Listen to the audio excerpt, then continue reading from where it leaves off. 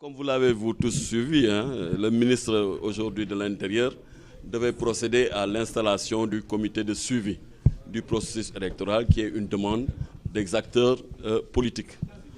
Nous avons été surpris vraiment de constater la position des non-alignés et de l'opposition qui ont fustigé le fait que des indépendants avaient été conviés donc, à la réunion.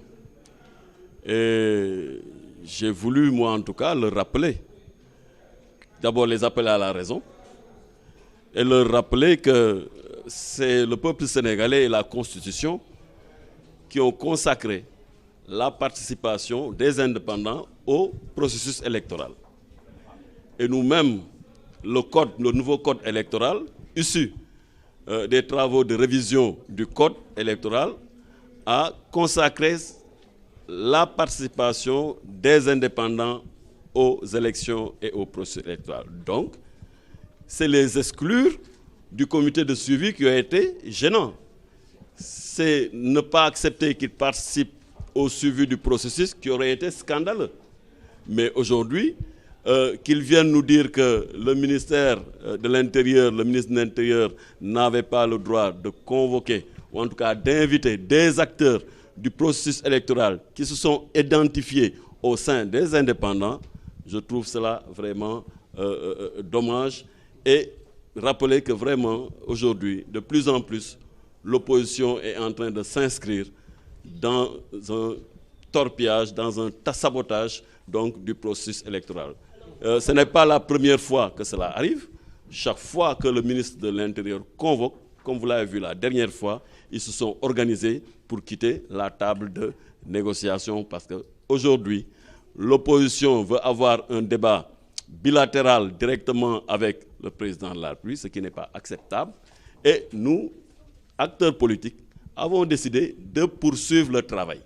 Il n'est plus question pour nous, en tout cas, que l'opposition veuille retarder le travail, veuille saboter le processus électoral et que nous avons le devoir de faire en sorte que les élections puissent se tenir à date échue et que le processus puisse se tenir dans de très bonnes conditions, d'autant plus que nous sommes à 2 mois pratiquement de la fin des inscriptions. Écoutez, le comité a été installé avec les acteurs qui voulaient être là et la semaine prochaine, donc déjà, les thèmes de référence du comité vont être envoyés aux différents acteurs.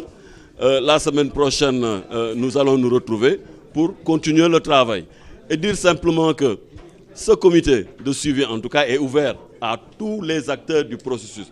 Libre à un groupe ou à un autre de dire « je ne veux pas y participer », mais aussi libre à un autre groupe de dire que « je souhaiterais y participer ». Chaque fois qu'on pourra faire en sorte que le processus puisse être transparent, que nous puissions engranger le maximum d'identités remarquables, de personnes qui viennent enrichir le travail que nous sommes en train de faire, ces groupes-là seront les bienvenus. Ce qui ne serait pas acceptable, c'est qu'un groupe ou deux se lève pour exclure de fait, selon leur seul gré, bon gré, des gens du processus électoral, des gens qui sont consacrés par notre Constitution et par le Code électoral. Et le débat n'est pas là. Le ministre de l'Intérieur reçoit des demandes.